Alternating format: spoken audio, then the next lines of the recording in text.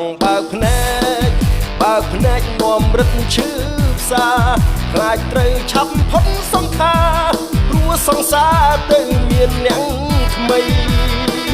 អារម្មណ៍នឹងកែវភ្នែកជាប់ឆ្កឹងបានត្រឹមឈរមើលមានពីងណាត្រូវសារ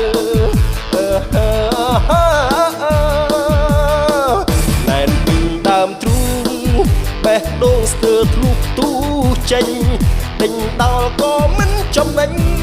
សែនទុំលេងអរាផ្សាឈឺ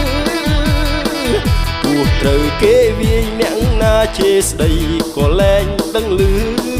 មិនដែលចេះមានជំងឺពេលនេះឈឺជួបតែក្តីទុក្ខជួហួហេតុពេកហើយដឹងខ្លួនខ្លាចទេ